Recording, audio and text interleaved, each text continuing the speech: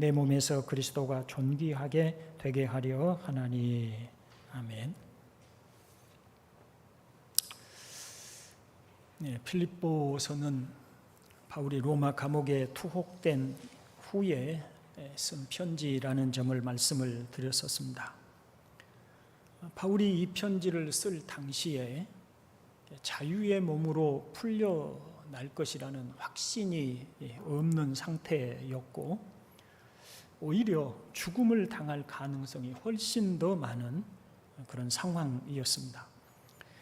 그러므로 바울은 자신이 떠나기 전에 빌립보 교인들의 신앙을 굳건하게 세워주어 다가오는 시련들을 그들이 믿음으로 승리하게 되기를 바랐던 것입니다. 그래서 오늘 본문 12절을 말씀하고 있습니다. 우리 12절을 다시 한번 같이 읽어봅니다.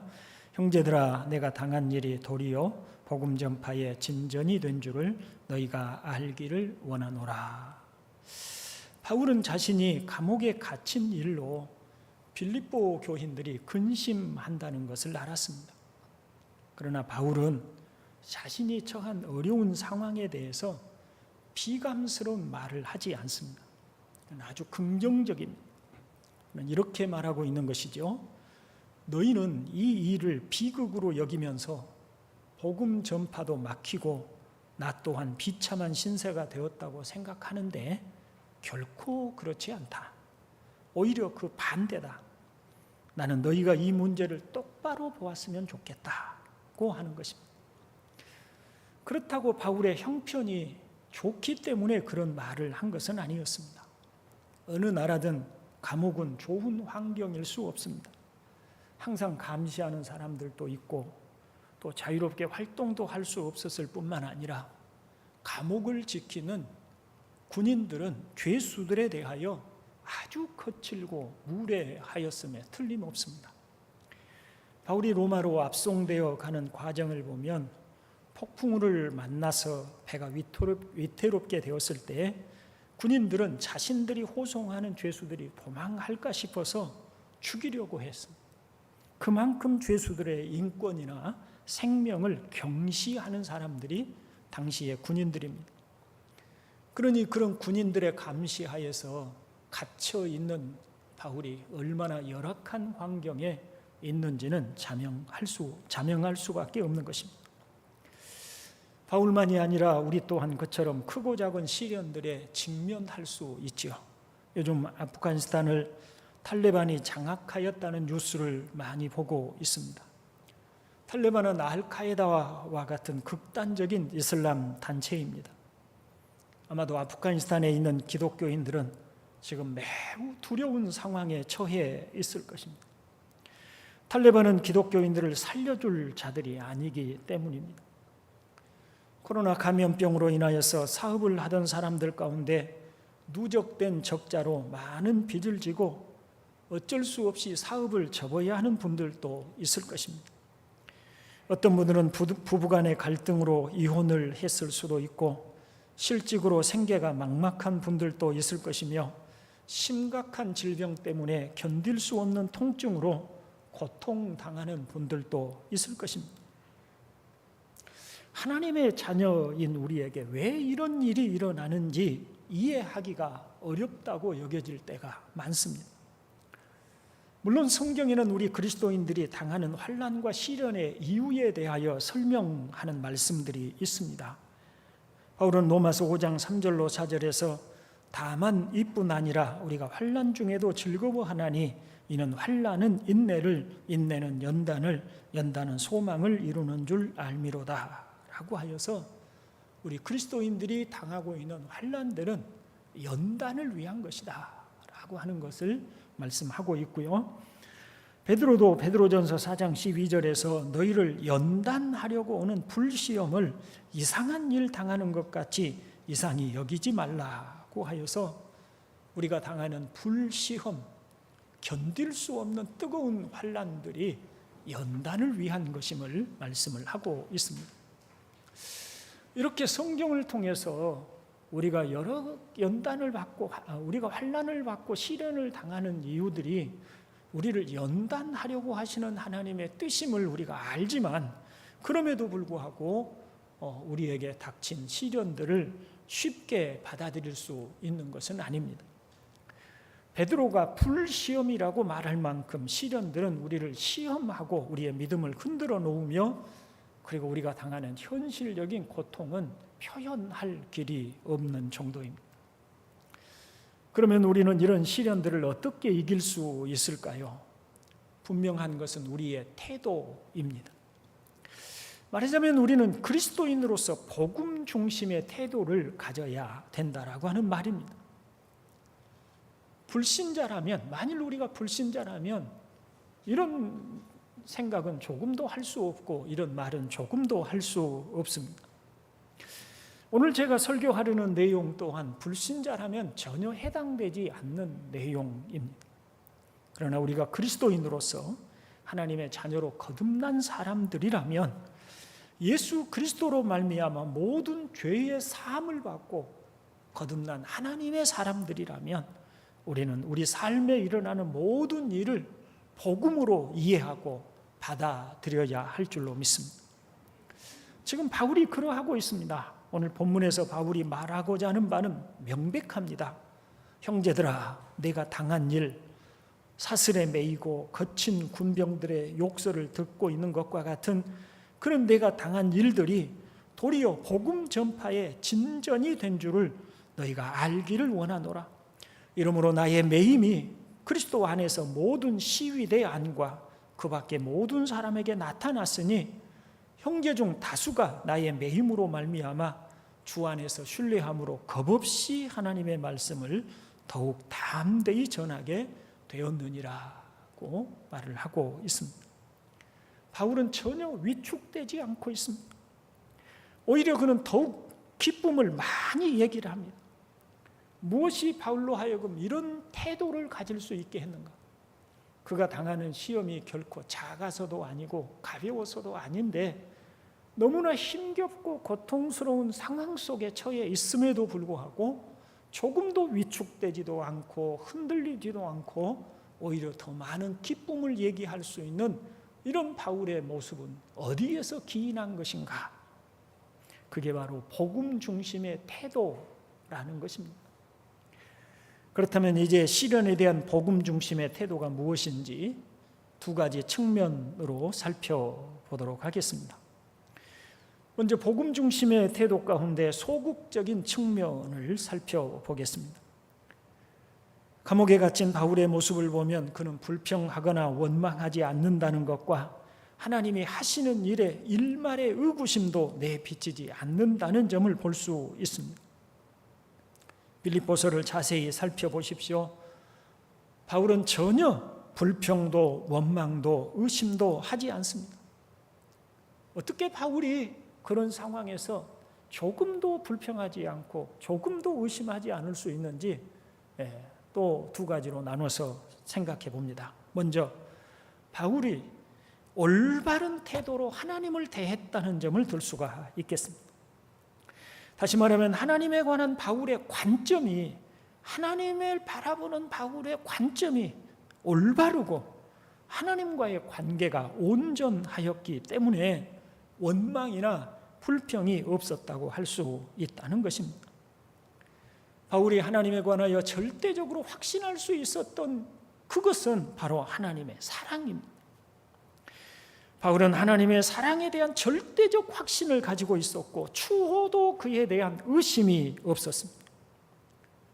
보통 시련이 찾아오면 마귀는 우리로 하여금 하나님의 사랑을 의심하도록 시험합니다.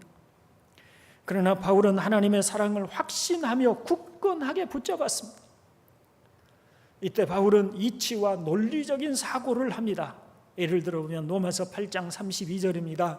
자기 아들을 아끼지 아니하시고 우리 모든 사람을 위하여 내주시니가 어찌 그 아들과 함께 모든 것을 우리에게 주시지 아니하겠느냐고 합니다. 자, 보십시오. 바울은 아주 분명한 논리적 이치를 이야기를 합니다. 먼저 자기 아들을 아끼지 아니하고 내어주신 하나님이십니다. 전제입니다.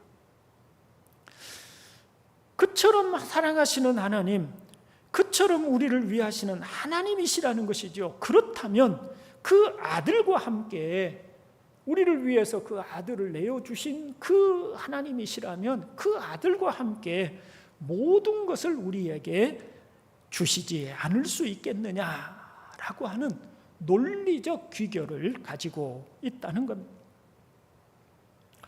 로마서 5장 10절도 같은 논리로 이야기를 합니다. 곧 우리가 원수 되었을 때에 그 아들의 죽으심으로 말미암아 하나님과 화목하게 되었은즉 화목하게 된 자로서는 더욱 그의 살아나심으로 말미암아 구원을 받을 것이니라 하였습니다. 자, 우리가 원수 되었을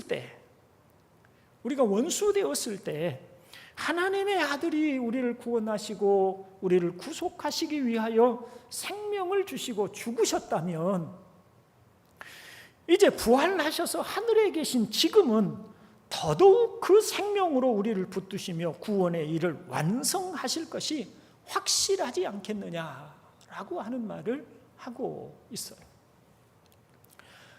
이런저런 이치를 따져보고 이런저런 하나님의 말씀들을 자세히 살펴보면 우리는 절대로 하나님이 우리를 버리실 수 없다. 우리의 손을 놓고 무관심하실 수 없다. 우리에 대해서 소홀히 하실 수 없다라고 하는 결론을 바울이 확실하게 가졌다는 거예요. 그러니 하나님이 나를 얼마나 사랑하시는가, 그 하나님의 사랑에 대한 확고하고 분명한 그런 생각을, 그런 믿음을 바울은 가지고 있었다는 것입니다. 하나님의 사랑에 대한 확신은 역경을 딛고 승리할 수 있느냐, 그렇지 못하냐를 결정하는 중요한 요소입니다. 우리가 하나님의 사랑에 대해서 의심하면 우리는 즉시 잘못된 길로 들어서게 됩니다. 우리의 신앙의 기반이 무너지고 마귀가 얼마든지 우리를 흔들 근거가 생기게 됩니다. 그러므로 우리는 하나님의 사랑에 대한 확신이 흔들리지 않도록 하여야 합니다. 만일 말이죠, 나는 그리스도인답게 살려고 이렇게 예를 쓰고 있는데 왜 나에게 이런 일이 일어나는가?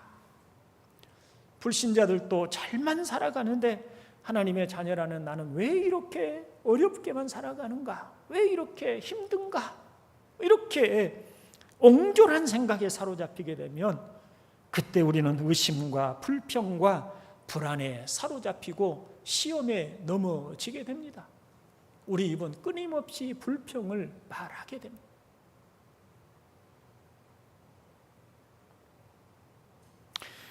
우리는 하나님의 아들이신 그리스도께서 우리를 위하여 십자가에 죽으셨다는 사실에 초점을 맞춰야 할 줄로 믿습니다. 예수 그리스도의 십자가의 죽으심은 하나님이 나를 사랑하신다는 부인할 수 없는 사실을 입증해 주는 것입니다. 누가 우리를 그리스도의 사랑에서 끊으리요? 환난이나 권고나 박해나 기근이나 적신이나 위험이나 칼이랴 라고 담대하게 말할 수 있는 이유는 그리스도께서 우리를 위하여 십자가에 죽으셨다는 것입니다. 여러분 생각해 보십시오. 누가 죽음으로써 우리에 대한 사랑을 증명하고 있는데 그것을 부정할 수가 있겠냐는 겁니다. 바울이 원망하지 않는 이유 두 번째는 하나님뿐 아니라 자기 자신에 대해서도 올바른 태도를 가졌기 때문입니다. 본문 12절을 다시 보시면 형제들아 내가 당한 일이 도리어 복음 전파의 진전이 된 줄을 너희가 알기를 원하노라고 합니다. 여기 보면 바울의 관심이 무엇인지 알 수가 있습니다. 바울은 오직 복음을 전파하는 데에 그의 온 마음을 쏟았습니다. 이것이 바울의 관심이었습니다. 이는 바울이 자신을 잊을 만큼 그리스도를 사랑하였음을 보여주는 바입니다. 그는 감옥에서 왜 나에게 이런 일이 생겼을까? 왜 나는 이렇게 어렵고 가시밭길 같은 길만 걸을까라고 묻는 대신에 이 일이 복음 전파에 어떤 영향을 미칠까를 생각했습니다. 우리는 자기 연민에 빠지지 말아야 합니다.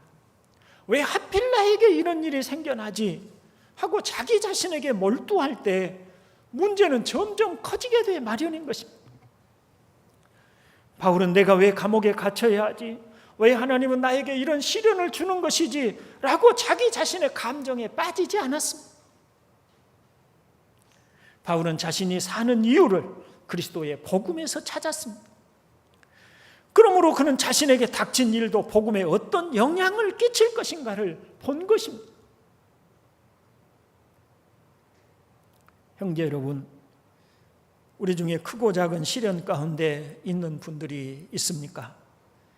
아무리 사람이 자기의 고통은 다른 사람의 고통과 비교할 수 없이 크게 느낀다고 할지라도 아마도 바울이 처한 상황과 같은 극단적인 고난을 겪는 분은 없을 것입니다. 그러나 크든 작든 고통은 고통입니다. 그렇다면 이런 고통에 여러분은 어떻게 대처하고 있습니까? 몸이 아파서 늘 통증이 가시지를 않고, 그래서 자연히 몸도 마음도 위축되고, 또 경제적으로 어려워서 늘상 주변의 다른 사람들과 비교해서 마음이 위축될 수밖에 없는 그런 상황이고, 이런 크고 작은 여러 일들이 있을 때 우리는 어떻게 그 상황들을 대처하고 있냐는 것입니다. 바울처럼 원망하지 않고 하나님의 사랑을 의심하지 않습니까? 정말 그러기를 바랍니다. 주님의 선하심과 인자하심이 반드시 나와 함께 하심을 믿음으로 시련 중에도 흔들리지 않고 있습니까? 자기 아들을 아끼지 아니하시고 나를 위해서 내어주신 사랑이 어찌 변할 수 있겠느냐고 그 하나님의 사랑을 붙잡고 있습니까? 잘하는 일입니다. 그러셔야 합니다. 여기서 하나님은 우리의 연약함과 허물을 아시고 계신 것을 또한 기억해야 합니다. 혹 자신의 허물과 잘못들 때문에 죄책감으로 흔들려서 내가 잘못한 일이 많으니까 하나님이 나를 벌주나 보다, 이렇게 흔들려서는 안 됩니다. 우리가 어떤 시련 중에 있을지라도 우리를 향하신 하나님의 사랑은 변함도 없고 흔들리지도 않습니다. 혹 하나님께서 우리를 징계하셔서 우리의 잘못된 일에 대해서 징계하실지라도 하나님의 사랑이 거두어진 것이 아닙니다. 하나님의 사랑이 변한 것이 아닙니다. 하나님의 사랑이 흔들린 것이 아닙니다. 하나님은 여전히 사랑하십니다. 그래서 징계 중에도 긍휼을 잃지 않으시는 것입니다. 중요한 것은 예수 그리스도를, 하나님의 독생하신 아들을 우리를 위해서 주시기까지 사랑하시는 그 사랑은 절대로 변할 수 없다는 것입니다. 그럴 수 없는 것입니다. 이것을 믿고 확신하는 것이 중요합니다. 거기에서부터 출발하고 거기서부터 시작해야 합니다. 거기에 우리의 마음 밑자락이 깔려야 되는 것입니다. 그러지 않으면 우리는 작은 바람에도 늘상 흔들거립니다. 조금 좋은 일이 생기면 그냥 좋아서 웃다가, 조금 어려운 일이 생기면 금세 또 의기소침해가지고 청길낭떠러지에 마음이 빼앗겨서 우울해하고 불안해하고 두려워하고 그냥 불평하고 원망하고 짜증을 부리고 이렇게 마련인 것입니다.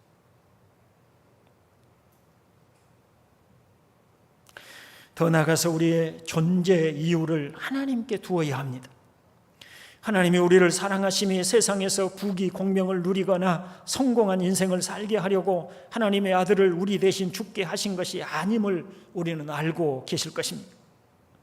그렇다면 시련을 당할 때 하나님은 나에게 어떤 뜻이 계셔서 이런 시련을 주셨을까를 생각해야 되는 것입니다.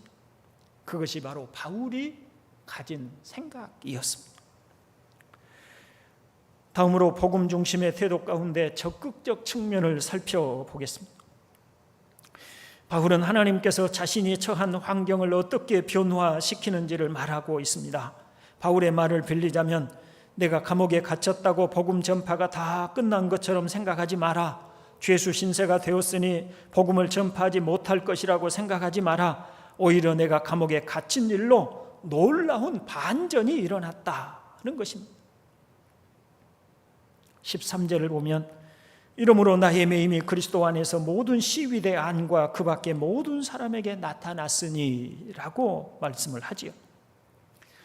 바울은 자신이 감옥에 갇히지 않았더라면 복음을 들어보지 못했을 사람들에게 복음이 전파되었다고 합니다. 그들은 바울을 지키는 군인들이었습니다.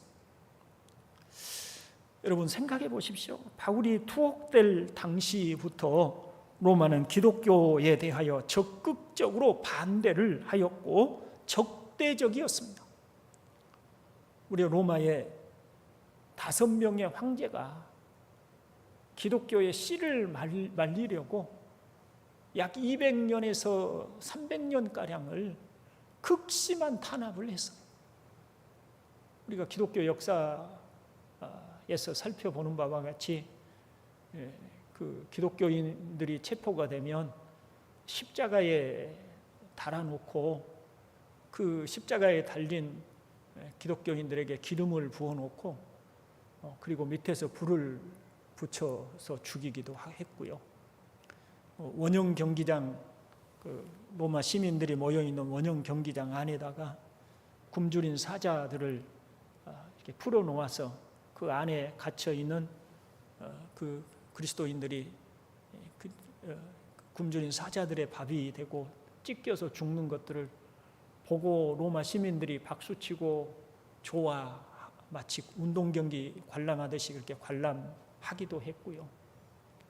또 소위 금투사라고 하지요. 칼을 주고 그 굶주린 사자들을 풀어놓아서 그 칼로 사자들과 싸우다가 죽게 만들기도 하고요. 이런 탄압이 무려 5명의 황제에 의해서 약 200년에서 300년가량 극심한 탄압이 이루어졌습니다.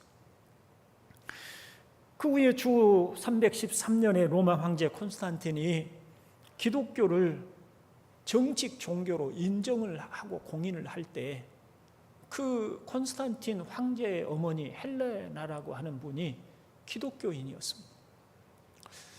그러니까 황제의 어머니가 기독교인이었어요. 그 극심한 탄압이 계속되고 있는 그 상황 속에서 은밀하게 외적으로는 탄압이 극심하게 이루어지고 있는데 내적으로는 이미 귀족들 사이에 그리고 궁궐 로마 황궁 안에 이 그리스도 복음이 은밀하게 전파되고 있었다는 거예요. 그러면 그 귀족들 로마 황실의 사람들이 어떻게 복음을 접했을까? 어디서 복음을 접했을까? 우리는 다른 데서 근거를 찾을 수가 없어요. 바울이 로마 감옥에 갇혔을 때 그 시위대 군인들에게 복음을 전했던 바로 거기에서 바울을 감시하는 사람이 다 한두 사람만 있지는 않았겠어요? 그들은 교대로 감시를 했을 터이니 오늘은 이 사람이 했으면 다음 날은 다른 또 두세 사람이 와서 했을 것이고 또 바꾸어서 했을 것이고 또 로마 황실의 시위대라고 하면 당시에 로마 귀족의 자제들이라든지 또 로마에서 중요한 그런 이 신분을 가진 사람들이었으니까 그런 사람들을 통해서 바울이 전한 복음이 전파되었다. 이렇게밖에는 설명할 수가 없는 것입니다. 여러분, 그 일을 누가 하고 계시는 것입니까? 하나님 외에는 그런 일을 하실 수 있는 분이 없는 것입니다. 마음 놓고 설교를 들을 수도 없고 마음 놓고 성경을 읽을 수도 없고 마음 놓고 예배할 수도 없는 그런 상황이 무려 200년, 300년이 지속되고 있는 가운데서도 믿음을 잃지 않고 계속해서 예수 그리스도의 복음을 붙잡고 은밀하게 이 사람에게서 저 사람으로 저 사람에게서 다른 사람으로 자기 자식들에게로 복음이 전파되는 이 수백 년의 이 기적 같은 역사를 누가 일으키시냐면 하나님이 바울을 통해서 시위대 군인들에게 그 시위대 군인들이 자기 가족들에게 이렇게 저렇게 복음이 전파되고 계속해서 하나님이 그 복음의 역사를 이루신 것입니다. 하나님이 하시는 일입니다. 성경에는 그와 같은 일들이 심심치 않게 등장을 합니다. 창세기 50장에 보면 야곱이 죽은 후에 요셉이 형제들과 이야기하는 장면이 나오지요. 요셉의 형제들이 요셉에게 행하였던 자신들의 악한 일을 떠올리며 요셉의 보복을 두려워할 때 요셉은 이렇게 말을 합니다. 당신들은 질투심에서 그런 일을 했지만 하나님은 나를 당신들보다 앞서 보내심으로 기근을 대비하게 하시고 당신들을 죽음에서 구원하게 하셨습니다. 하나님은 당신들이 나를 해하려는 것을 선으로 바꾸셨습니다. 말하자면 로마서 8장 28절에 우리가 알거니와 하나님을 사랑하는 자 곧 그의 뜻대로 부르심을 입은 자들에게는 모든 것이 합력하여 선을 이루느니라는 말씀처럼 우리에게 일어나는 모든 일을 하나님이 개입하셔서 합력하여 선을 이루신다는 것입니다. 시편 119편에서 시인은 이렇게 고백합니다. 고난당하기 전에는 내가 그릇 행하였더니 이제는 주의 말씀을 지키나이다. 그리고 71절은 고난당하는 것이 내게 유익이라 이로 말미암아 내가 주의 율례들을 배우게 되었나이다 라고 합니다. 바울의 표현을 따르자면 내가 당하는 이 일들이 어떻게 되어가는지, 이와 같은 고통스러운 상황이 내게 무슨 의미인지 나는 모른다. 그러나 하나님이 이 상황에 개입하시며 이 상황을 통해 하나님의 뜻을 이루어 가신다는 그 사실만은 나는 알겠다라고 말하고 있는 것입니다. 우리 그리스도인들은 바로 이런 확신을 가진 사람들입니다. 왜냐하면 우리는 살아계신 하나님을 믿는 사람들이고 또 하나님이 우리를 사랑하신다는 것을 아는 사람들이기 때문입니다. 우리가 이런 확신을 가지고 우리에게 지금 닥치고 있는 상황을 바라본다면 이미 승리한 사람인 줄로 믿습니다. 우리의 머리털까지도 세심바 되신 하나님께서 우리를 의미 없는 고난에 두실 수 없습니다. 여러분 같으면 여러분의 자녀를 기르실 때 아무 까닭도 없이 아무 이유도 없이 고통을 당하도록 뜨거운 맛을 보도록 그렇게 자식들을 시련 중에 내버려 두시겠어요? 고난 중에 내버려 두시겠어요? 여러분 같으면 그러시겠냐고? 그러실 수 없잖아요. 여러분들도 자녀들이 고통당하도록 그 자리에 두는 일이 있었을 거예요. 공부하기 싫은 아이에게 참아라, 참고 공부해라. 그래야 네 장래가 좋은 일이 있을 것 아니냐. 때로는 아이들이 사탕을 원하고 달라고 하는데 사탕이 없어서가 아니라 네 건강을 위해서 안 된다라고 그렇게 아이들이 원하는 것을 들어주지 않는 일도 많이 있었을 거예요. 사랑하기 때문에. 그런데 자기 아들을 아끼지 아니하고 내어주신 하나님이 우리를 뜻없이 고난 중에 두시겠냐 그 말입니다. 그게 그렇게 생각하면 우리는 우리 자신을 이길 수가 없는 거예요. 이 현실 속에서 우리가 감당해 나갈 수가 없는 거예요. 내가 지금 겪고 있는 불행들이 견딜 수 없는 거예요.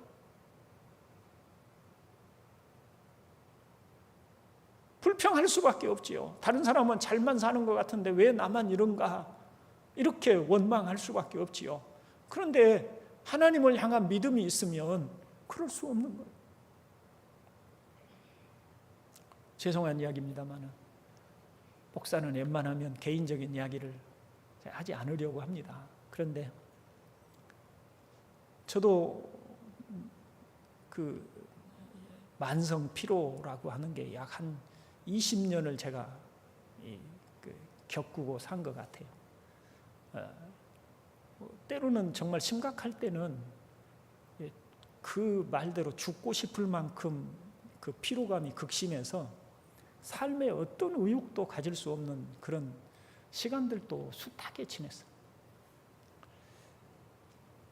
그런데 지금 제가 신앙 안에서 이렇게 바라봤을 때 이런 질병이 저를 그리스도 안에서 정말 주님 보시기에 제가 건강한 모습으로 살았을 때보다 훨씬 더 나은 모습으로 나를 빚으시었다라고 하는 사실을 이제는 믿을 수 있어요.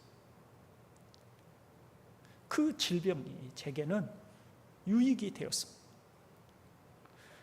그 질병 때문에 제가 밖에 활동을 잘 하지 못하고 그저 방 안에 틀어박히고 서재실에 틀어박히고, 그리고 성경을 읽고 기도하고 책을 읽고 다른 어떤 외적인 활동을 하지 못하니까 저는 거기에서 이렇게 있어 왔고요. 그런 시간들이 오늘날 저를 복음을 사랑하는 사람으로, 또 우리 주 예수 그리스도를 아는 사람으로 빚으셨다고 생각합니다. 그래서 저는 이 말씀을 확신을 가지고 말할 수 있어요. 그 긴 세월, 때로는 그게 우울증이 될 정도까지 제게 너무너무 괴롭고 고통스러운 시간들이었지만, 그 시간은 하나님이 제게 저를 밖으로 나가지 못하게 하시고 헛된 망상을 꿈꾸지 못하게 하시고 저를 안으로 빚으시고, 지금 저는 죽음을 두려워하지 않습니다. 왜냐하면 저는 항상 이렇게 생각을 합니다. 나는 삶과 죽음을 함께 가지고 가고 있다고 생각을 합니다. 그만큼 저는 죽음을 바로 제 곁에 두고 산다고 항상 생각하고 있었기 때문에 이것들이 그리스도 안에서 제게 얼마나 큰 위로와 소망이 되는지 몰라요. 우리 그리스도인들에게 어떤 시련이, 뜻없이 주어지는 시련이 있겠습니까? 뜻없이 주어지는 환난이 있겠습니까? 하나님이 우리를 사랑하시는데 그것을 확신하실 수 있기를 주의 이름으로 축원을 드립니다. 또 우리는 이런 상황 속에 있는 그리스도인들은 하나님의 사명을 항상 생각한다는 것을 보아야 합니다. 바울은 복음을 전하는 사람이었습니다. 그러므로 그는 자신을 지키는 군인들에게 복음을 전했습니다. 바울이 로마 감옥에서 최후에 쓴 디모데후서를 보면 너는 말씀을 전파하라, 때를 얻든지 못 얻든지 항상 힘쓰라고 하고, 더 나아가서 나는 선한 싸움을 싸우고 나의 달려갈 길을 마치고 믿음을 지켰다라고 합니다. 디모데후서는 바울이 죽기 바로 직전에 쓴 서신으로 알려져 있습니다. 바울은 죽는 날까지 감옥에 있든지 어디에 있든지 자신이 맡은 바 사명인 복음 전하는 일을 온 마음으로 행하였습니다. 왜냐하면 그것이 자기의 사는 이유라고 생각을 했던 것입니다. 바울의 이런 태도는 주변의 사람들에게도 영향을 미쳤습니다. 본문 14절에 형제 중 다수가 나의 매임으로 말미암아 주 안에서 신뢰함으로 겁없이 하나님의 말씀을 더욱 담대히 전하게 되었느니라고 합니다. 바울이 그처럼 고통스러운 상황에서도, 그 열악한 상황에서도 지치지 않고 그에 낙심하지 않고 복음을 전하고 있는 모습을 보고 로마 교회의 연약한 형제들도 용기를 내어서 복음을 전하였다는 것입니다. 세상에 홀로 사는 사람은 없습니다. 우리는 알게 모르게 주변의 사람들에게 영향을 미칩니다. 만일 우리가 시련을 당하면서 자신에게 주어진 사명에 온 마음을 다하는 것을 보면 영향을 받습니다. 내가 처한 어려운 상황이 오히려 나뿐만 아니라 주변에까지 영향을 미쳐 하나님의 뜻을 이루는 일에 쓰임을 받게 될 것입니다. 그러나 시련을 불평하고 원망하고 흔들리면 믿음이 약한 형제들은 더욱 마음 둘 곳을 찾지 못할 것입니다. 주 안에서 사랑하는 형제 여러분, 요점은 이것입니다. 바울은 자신에게 일어난 모든 일이 하나님이 자신을 완성시켜 나가는 과정임을 알았다는 겁니다. 19절을 보십시오. 이것이 너희의 간구와 예수 그리스도의 성령의 도우심으로 나를 구원에 이르게 할 줄 아는 거로. 그리고 다음 절에서 살든지 죽든지라고 말하고 있는 것으로 보아서 여기 말하는 구원이 감옥에서 풀려나는 것이 아님을 알 수 있습니다. 여기서 말하는 구원은 가장 온전한 의미의 구원입니다. 바울은 이렇게 말하고 있는 것입니다. 내가 이 시련의 의미를 속속들이 이해하는 것은 아니다. 그렇습니다, 여러분. 우리가 현재 직면하고 있는 어려움들을 우리가 다 이해하고 있는 것은 아닙니다. 왜 이런 시련이 주어졌는지, 왜 이런 고통이 주어졌는지 우리가 다 이해하고 있는 것은 아닙니다. 그러나 이것이 성화의 과정이라는 것, 나를 완성시켜 나가는 과정이라는 것만은 확실히 안다. 그래서 내가 점점 더 완성되어 내 몸에서 그리스도가 존귀하게 되게 하실 것이다. 어떤 과정을 통해서 어떻게 이 시련이 나를 그리스도의 사람으로 빚어갈지는 몰라요. 하나님이 하시는 일이고 그것이 나로서는 이해할 수 없는 일이에요. 그럼에도 불구하고 내가 하나님의 사랑하는 자녀이고 내가 예수 그리스도 안에서 구속받은 하나님의 사람이기 때문에 하나님은 나를 붙드시고 이 과정 하나하나를 합력해서 선을 이루시고 이 과정 하나하나를 통해서 나를 온전한 그리스도인으로 빚어가신다는 이 한 가지만은 알고 있다는 것이죠. 시련과 환난은 삶을 똑바로 보게 해줍니다. 만사가 풀릴 때는 삶을 바로 보지 못합니다. 돈을 버는 일에만 온 신경을 곤두세웁니다. 그러나 재난이 닥치고 사업이 어려움을 겪고 가정이 파탄이 날 때에 비로소 삶에 대해 진지하게 생각합니다.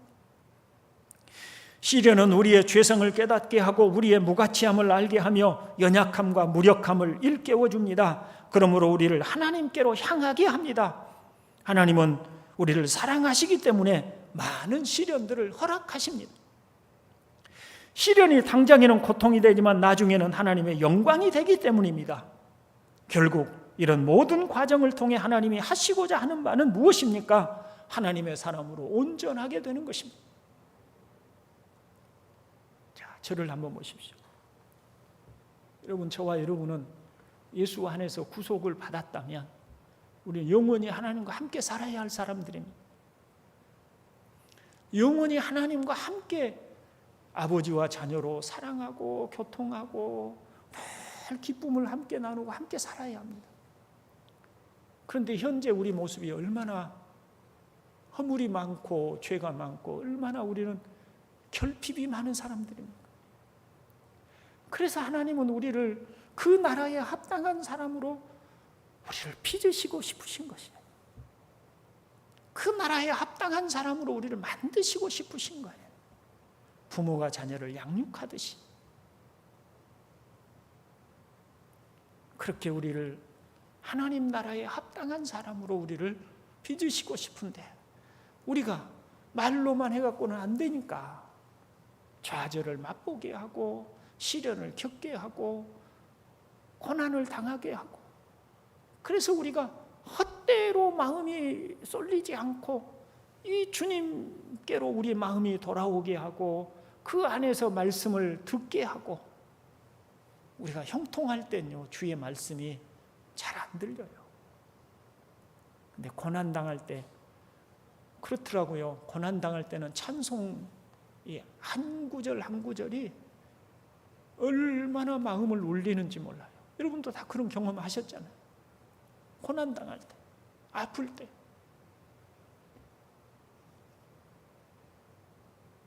평소에는 잘 부르지도 않던 찬송인데 그 찬송을